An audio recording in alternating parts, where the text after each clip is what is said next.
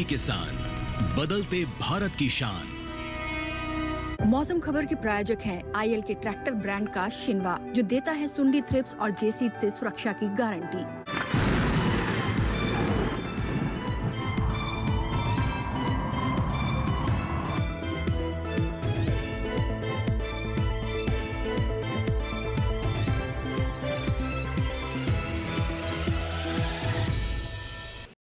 नमस्कार, स्वागत है आपका मौसम खबर में। मैं हूं अंजू सिंह।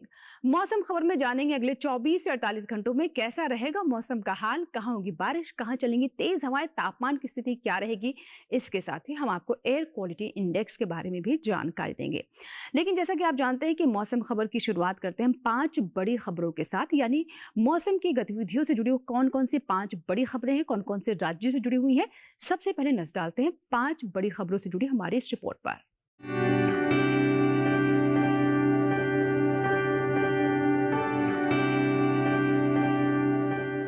बड़ी खबर पूर्व राजस्थान से, जहां पर कहीं कहीं भारी बारिश को लेकर ऑरेंज अलर्ट जारी किया गया है। बात करें बिहार की, कहीं कहीं गरज और तेज हवाओं के साथ मूसलाधार बारिश की संभावनाएं बताई गई हैं। आगे बढ़ते हैं बड़ी खबर में असम की तरफ, कहीं कहीं भारी बारिश के आसार असम को लेकर जताया गया है। आगे बढ़ते हैं, अब बात करते हैं उत्तराखंड की, जहां पर कुछ जगह भारी बारिश की उम्मीद उत्तराखंड को लेकर जताई गई है। इसके बाद बात करते हैं दिल्ली की, जहां पर कहीं कहीं हो सकती है भारी बरसात। मौसम के लिहाज से राजधानी दिल्ली को लेकर ये बड़ी खबर। तो ये थी मौसम से जुड़ी 5 बड़ी खबरें। आइए अब जानते हैं मौसम अलर्ट के बारे में, यानी देश के कौन कौन से वो हिस्से हैं जिनको लेकर मौसम विभाग की तरफ से अलर्ट जारी किया गया है। बात करते हैं मौसम अलर्ट की, किन राज्यों में क्या कुछ अलर्ट जारी किया गया है। भारत के नक्शे में आप अलग अलग राज्यों को अलग अलग रंगों से देख रहे हैं। बात करते हैं असम, मेघालय, बिहार, पूर्व राजस्थान की। इन क्षेत्रों में सावधान रहें, गरज चमक के साथ तेज बारिश और तेज हवाएं चलने की संभावना बताई गई है। उत्तराखंड, पश्चिमी उत्तर प्रदेश, पूर्वी उत्तर प्रदेश, हरियाणा, पश्चिमी राजस्थान में नजर बनाए रखें। अरुणाचल प्रदेश में नजर बना के रखें। भीतरी उत्तर कर्नाटक, तमिलनाडु, केरल में, पुडुचेरी में नजर बना के रखें। तेज हवाओं के साथ भारी बारिश की संभावना जारी की गई है। इसके अलावा देश के बाकी हिस्सों में कोई चेतावनी नहीं जारी की गई है। मौसम के हिसाब से आप घरों से निकलें और अपना ध्यान रखें। तो ये था मौसम अलर्ट, और आपने जाना कि कौन कौन से वो हिस्से हैं जहां को लेकर अलर्ट जारी किया गया है। तो आप भी अपना ध्यान रखें और अपने क्षेत्र को देखते हुए ही अपनी कृषि संबंधी योजनाएं बनाएं। बढ़ते हैं आगे और अब बात करते हैं मौसम पूर्वानुमान के, जिसमें हम आपको विस्तार से जानकारी देते हैं बारिश के बारे में, यानी कहां कहां कितनी बारिश होगी, कहां पर अधिकतर इलाकों में बारिश होने की संभावना है, कहां पर कहीं कहीं बारिश होगी और कौन से वो क्षेत्र हैं जहां पर बारिश होने की फिलहाल संभावना नहीं है। आइए देखते हैं मौसम पूर्वानुमान।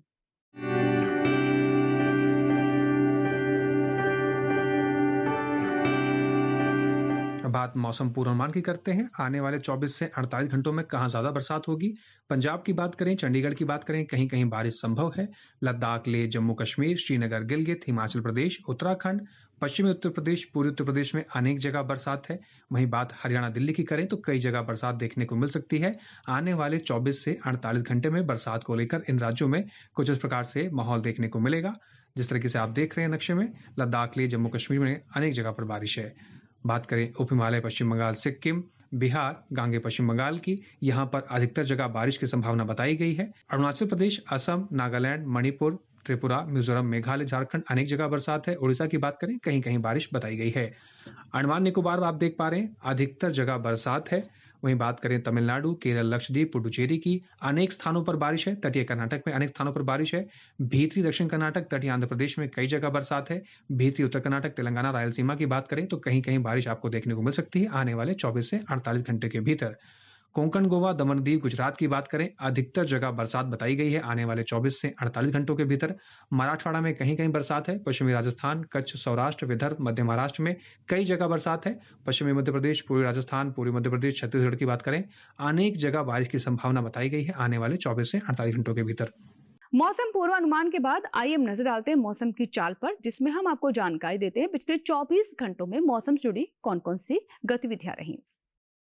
लद्दाख, लेह, जम्मू कश्मीर, श्रीनगर के कई हिस्सों में बरसात दर्ज की गई है। पंजाब, चंडीगढ़, हरियाणा, दिल्ली, पश्चिमी राजस्थान, पूर्वी राजस्थान और पूर्वी उत्तर प्रदेश की बात की जाए, हरियाणा की बात की जाए तो यहाँ पर भी लगभग कई हिस्सों के अंदर पिछले 24 घंटे के लिहाज से बरसात का माहौल देखने को मिला है। इन राज्यों में बरसात दर्ज की गई है। बात करें पूर्वोत्तर राज्यों की, अरुणाचल प्रदेश, असम, नागालैंड, मणिपुर, मिजोरम, त्रिपुरा, मेघालय, उप हिमालय पश्चिम बंगाल, सिक्किम, बिहार, झारखंड, गांगे पश्चिम बंगाल, उड़ीसा की बात की जाए, यहाँ पर भी आप देख रहे हैं अधिकतर जगह कई हिस्सों में पिछले 24 घंटे के लिहाज से बरसात दर्ज की गई है। तटीय आंध्र प्रदेश, रायलसीमा, पुडुचेरी, तमिलनाडु की बात की जाए, यहाँ पर भी लगभग कई हिस्सों के अंदर पिछले 24 घंटे के लिहाज से बरसात दर्ज की गई है। वहीं बात केरल की कर लें, यहाँ पर भी कई हिस्सों के अंदर बरसात पिछले 24 घंटे के लिहाज से दर्ज की गई है। यानी दक्षिण भारत के इन हिस्सों के अंदर बरसात का माहौल देखने को मिला है। मध्य भारत की बात करें तो छत्तीसगढ़, विदर्भ में बरसात का माहौल देखने को मिला, कई हिस्सों में बरसात दर्ज की गई। पश्चिमी मध्य प्रदेश, गुजरात, दमन और दीव, कोंकण, गोवा, मध्य महाराष्ट्र में भी लगभग कई हिस्सों के अंदर पिछले 24 घंटे के लिहाज से बरसात का माहौल देखने को मिला है। मध्य भारत के इन सभी हिस्सों के अंदर लगभग कई हिस्सों में बरसात का माहौल देखने को मिला पिछले 24 घंटे के लिहाज से। तो ये थी मौसम की चाल। फिलहाल इसी के साथ ही यहाँ वक्त एक छोटी सी ब्रेक का। ब्रेक के बाद भी मौसम खबर जारी रहेगा। देखते रहें मौसम खबर।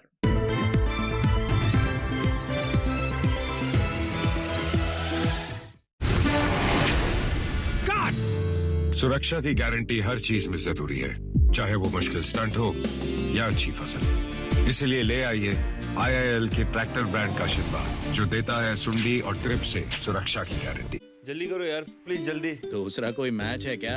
ऐसा ही कुछ है यार, बैंक जाना है दादाजी को लेके। हाँ यार, उम्र होने पर कभी कभी मदद तो लगती है, पर बैंकिंग में नहीं। वैसे भी RBI कहता है सीनियर सिटीजन सबसे पहले। अगर आप 70 साल से ऊपर हैं और आप बैंक नहीं जा सकते तो बैंक आएगा आपके पास जरूरी सेवाएं लेकर, वो भी वाजिब दरों पर। सीनियर सबसे पहले। RBI कहता है जानकार बनिए, सतर्क रहिए।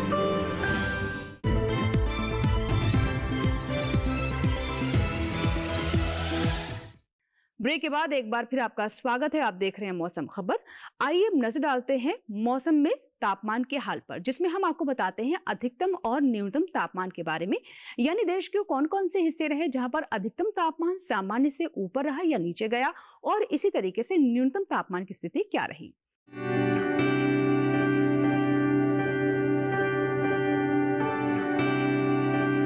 लद्दाख, लेह, जम्मू कश्मीर, श्रीनगर, गिलगित की बात करें, अधिकतम तापमान 3 से 5 डिग्री सेल्सियस सामान्य से ज्यादा दर्ज किया गया।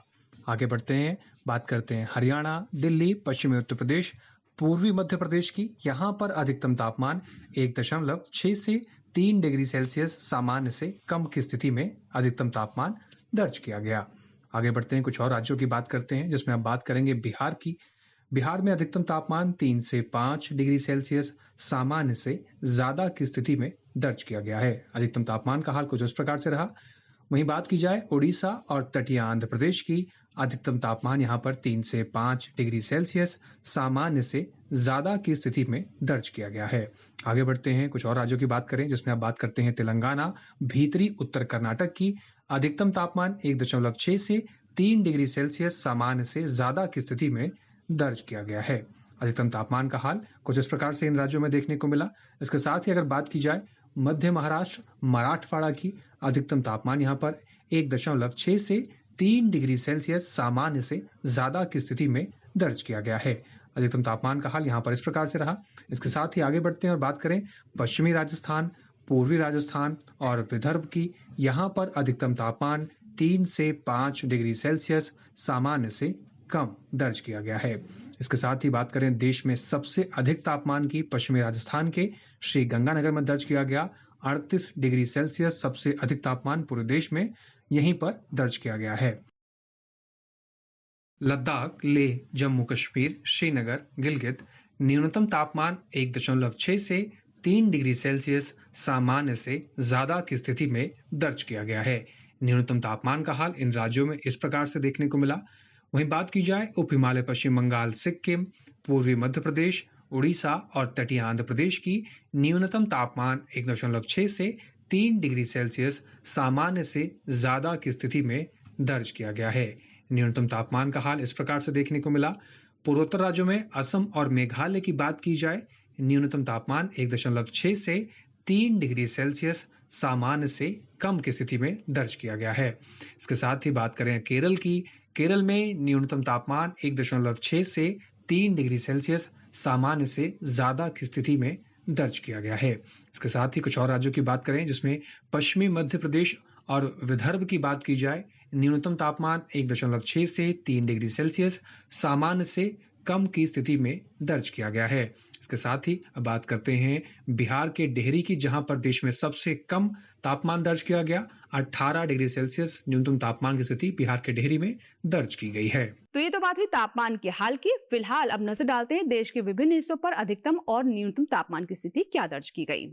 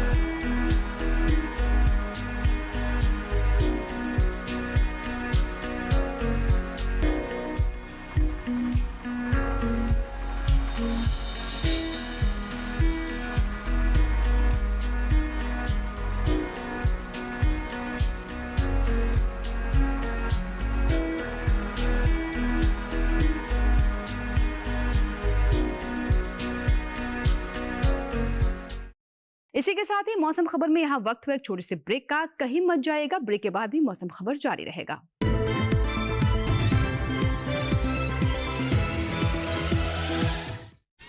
योगिता जी, आपने जो बच्चों के लिए गिफ्ट दिए थे उनमें से तो ये उत्पाद निकले। ये आपके बच्चों के लिए ही है। बच्चे वाला इसका क्या करेंगे? ये आपकी फसल को कीड़ों, रोग, दीमक सबसे बचाएगा, बिना आपको ये आपके खेत को नुकसान पहुंचाए। तो अपना आज अच्छा हुआ ना, और साथ ही साथ ये मिट्टी और फसल के स्वास्थ्य का ध्यान भी रखेगा, यानी अपनों का कल भी अच्छा। मतलब T20 और टेस्ट मैच दोनों में जी। बिल्कुल। IPL बायोलॉजिकल्स यूज करें अपने आज और अपनों के कल के लिए।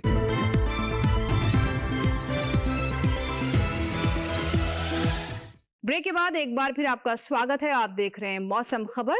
मौसम खबर के इस भाग में जैसा कि आप जानते हैं कि एयर क्वालिटी इंडेक्स के बारे में हम जानकारी देते हैं, यानी वायु गुणवत्ता। देश के जो प्रमुख बड़े शहर हैं वहां की एयर क्वालिटी कैसी रही, वायु गुणवत्ता कैसी रही, आइए डालते हैं उस पर नजर।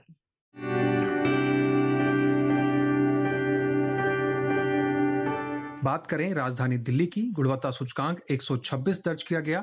वायु गुणवत्ता राजधानी दिल्ली की संतोषजनक की श्रेणी में दर्ज की गई। पुणे की बात करें, गुणवत्ता सूचकांक 41 दर्ज किया गया। वायु गुणवत्ता पुणे की बहुत अच्छी श्रेणी में दर्ज की गई है। मुंबई की बात की जाए, गुणवत्ता सूचकांक 56 दर्ज किया गया। वायु गुणवत्ता मुंबई की भी बहुत अच्छी श्रेणी में दर्ज की गई है। वहीं नजर डालते हैं कोलकाता पर, गुणवत्ता सूचकांक 100 दर्ज किया गया। वायु गुणवत्ता कोलकाता की संतोषजनक की श्रेणी में दर्ज की गई है। बात लखनऊ की जाए, गुणवत्ता सूचकांक 122 दर्ज किया गया है। वायु गुणवत्ता लखनऊ की संतोषजनक की श्रेणी में दर्ज की गई है। पटना की बात करें, गुणवत्ता सूचकांक 141 दर्ज किया गया। वायु गुणवत्ता संतोषजनक की श्रेणी में पटना की दर्ज की गई। हैदराबाद की बात की जाए, गुणवत्ता सूचकांक 69 दर्ज किया गया। वायु गुणवत्ता हैदराबाद की अच्छे की श्रेणी में इसके साथ दर्ज की गई है। अहमदाबाद की बात करें, गुणवत्ता सूचकांक 60 दर्ज किया गया। वायु गुणवत्ता अहमदाबाद की अच्छे की श्रेणी में दर्ज की गई है। बात वहीं बेंगलुरु की कर ली जाए तो गुणवत्ता सूचकांक यहाँ पर 33 दर्ज किया गया। वायु गुणवत्ता बेंगलुरु की बहुत अच्छी श्रेणी में दर्ज की गई है।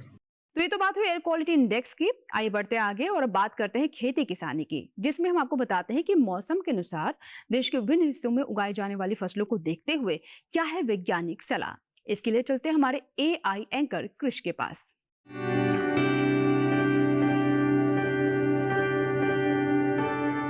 नमस्कार, आप देख रहे हैं DD किसान। मैं हूं AI कृष और आज हम गुजरात में होने वाली खेती किसानी से संबंधित सलाहों के बारे में पूरी जानकारी देंगे।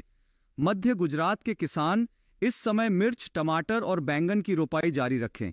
इसके अलावा यहाँ इस समय किसान मिट्टी में नमी का ध्यान रखते हुए अगेती और मध्य अवधि वाली अरहर की किस्मों की बुवाई करते रहें। मध्य गुजरात में ही केले के पौधों की रोपाई जारी रखें। उसके अलावा यहाँ इस समय खरीफ फसलों में निराई गुड़ाई के अलावा विरलीकरण और खाली जगहों को भरने का काम करें। वहीं उत्तरी गुजरात के किसान इस समय अरंडी के संकर किस्मों की बुवाई जारी रखें। यदि यहाँ के किसान मूंगफली की गुच्छेदार किस्मों के साथ अरंडी की बुवाई अंतर फसल के रूप में करें तो एकल फसल की तुलना में ज्यादा लाभ उठा सकते हैं। उत्तरी गुजरात में ही इस समय कपास, मूंगफली, मूंग और बाजरा में निराई गुड़ाई करें। यहीं मूंग में पौधों की सही संख्या बनाए रखने के लिए खाली जगहों को भरें।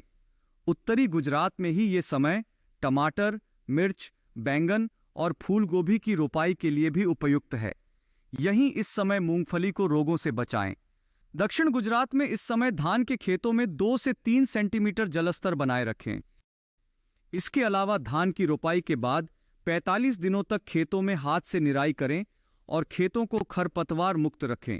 दक्षिणी गुजरात में ही इस समय किसान भिंडी, बैंगन, लोबिया और ग्वारफली के अलावा कद्दू वर्गीय सब्जियों की तुड़ाई करते रहें। यहीं गन्ने की रोपाई के 6, 7 और 8 महीने बाद गन्ने की सूखी पत्तियों को हटाएं और उन पत्तियों से ही मल्चिंग करें। इसके अलावा गन्ने को तेज हवा या बारिश से बचाने के लिए बांस से सहारा दें या गन्ने को गुच्छों में बांध दें। सौराष्ट्र और कच्छ में अरहर की बुवाई का काम पूरा कर लें।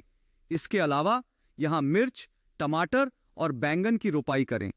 यहाँ के अमरेली और देवभूमि द्वारका जिलों में भारी बारिश की संभावना को देखते हुए अगर जरूरत पड़े तो तिल और बाजरे की फिर से बुवाई करें। इसी तरह कृषि और किसानों से जुड़ी हर महत्वपूर्ण जानकारी के लिए हमारे साथ जुड़े रहिए और देखते रहिए डीडी किसान। धन्यवाद। तो ये थी खेती किसानी से जुड़ी हमारी रिपोर्ट, जिसमें कृष्ण ने हमें जानकारी दी कि क्या सलाह है मौसम वैज्ञानिकों और कृषि वैज्ञानिकों की। फिलहाल बढ़ते हैं आगे और अब आपको लेकर चलते हैं पुणे, जहां पर मौसम कृषि वैज्ञानिक आशुतोष मिश्र हमें कुछ और महत्वपूर्ण जानकारियां दे रहे हैं। मध्य प्रदेश में मक्का, दलहनी फसलों तथा सब्जियों की नर्सरी में जल निकासी की उचित व्यवस्था बनाए रखें। खरीफ फसलों में निराई और गुड़ाई कार्य भी कर सकते हैं। छत्तीसगढ़ में मौसम साफ होने पर अरहर, मूंगफली, उड़द, मूंग आदि में निराई और गुड़ाई कार्य किया जा सकता है।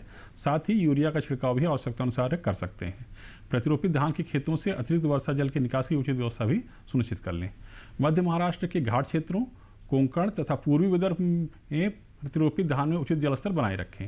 केरल में धान के खेतों में जल भराव से जमाव बचाने हेतु जल निकासी की उचित व्यवस्था भी सुनिश्चित कर लें।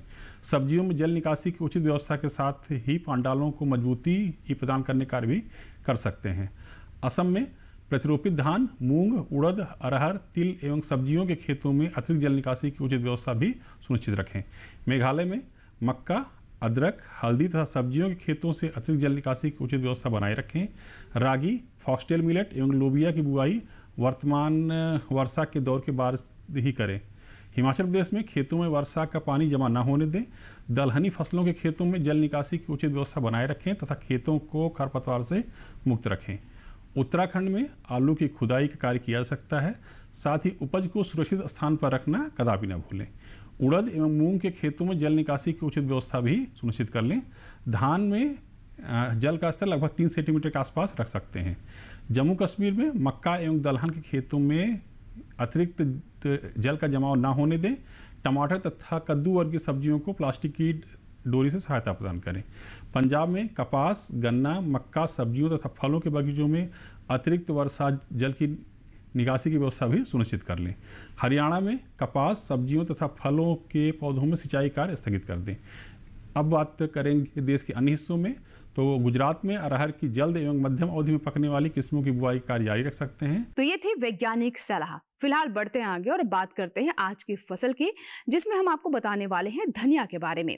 धनिया की बात करें तो इसे 2 प्रकार से पसंद किया जाता है। इसके हरे पत्तों को हम इस्तेमाल करते हैं खुशबू के लिए, वहीं सूखी धनिया के दाने हम मसालों के तौर पर भी इस्तेमाल करते हैं। हमारे देश की धनिया काफी लोकप्रिय है। अगर आप भी धनिया की फसल लेना चाहते हैं तो देखिए हमारी ये रिपोर्ट। धनिये की खेती के लिए दोमट मिट्टी सबसे अच्छी मानी जाती है। इसे अच्छे जीवांश युक्त भारी भूमि में भी उगाया जा सकता है। खेत में जल निकासी का उचित इंतजाम जरूरी है। बोने से पहले खेत को अच्छी तरह जोत ले और मिट्टी को भुरभुरा बना ले। साथ ही मिट्टी को समतल कर ले। आखिरी जुताई में 100 से 120 क्विंटल प्रति हेक्टेयर की दर से गोबर की खाद मिला दे। बीज की मात्रा बुआई और सिंचाई की दशा पर निर्भर करती है। सिंचित दशा में 12 से 15 किलो बीज प्रति हेक्टेयर डालें, जबकि असिंचित दशा में इतनी ही जमीन के लिए 25 से 30 किलो बीज की जरूरत होगी। बोने से पहले बीज को उपचारित जरूर कर लें। साथ ही बुआई से पहले बीज को 12 घंटे पानी में भिगो कर रखें। कतार से कतार की दूरी 20 से 30 सेंटीमीटर जबकि गहराई 2 से 2.5 सेंटीमीटर रखें। पूरी फसल में 4-5 सिंचाई की जरूरत होती है। पहली सिंचाई बुआई के 30 से 35 दिन बाद, दूसरी 60 से 70 दिन बाद, तीसरी 80 से 90 दिनों के बाद और चौथी 100 से 105 दिन बाद करें। पहली सिंचाई के बाद निराई गुड़ाई करके खरपतवार निकाल दें। 1 माह बाद फिर से निराई गुड़ाई करें। खरपतवार की रोकथाम के लिए विशेषज्ञों की सलाह पर उचित दवाओं का छिड़काव करें। धनिये में उकठा रोग चूर्णिल आसिता रोग हो सकता है। इसे ग्रामीण भाषा में दहिया भी कहा जाता है। रोकथाम के लिए रोग अवरोधी प्रजातियां बोकर भी बीमारियों से बचा जा सकता है। फसल चक्र अपनाना भी बेहतर रहता है, लेकिन किसान इस बात का ध्यान रखे कि फसल में किसी भी तरह की दवा का छिड़काव करने से पहले कृषि विशेषज्ञों की सलाह जरूर ले। पूरी फसल होने पर पत्तियों की तुड़ाई सावधानी से करें। ध्यान रहे तोड़ते समय पत्तियां बर्बाद ना होने पाए। 1 हेक्टेयर जमीन से 125 से 140 क्विंटल तक हरी पत्तियां ली जा सकती है। तो ये थी हमारे आज की फसल, जिसमें हमने आपको धनिया के बारे में विस्तार से जानकारी दी। इसी के साथ ही चलते चलते आपको जानकारी दे दें कि आप हमारे कार्यक्रम यानी मौसम खबर YouTube पर भी देख सकते हैं। इसके लिए टेलीविजन स्क्रीन पर दिखाए जा रहे इस QR कोड को स्कैन करें और YouTube पर भी देखिए मौसम खबर। उम्मीद है मौसम खबर से हमारे किसानों को मदद हो रही होगी। मौसम का ताज़ा हाल और कृषि सलाह लेकर फिर होंगे हाजिर, लेकिन आप बने रहें दूरदर्शन किसान के साथ। नमस्कार।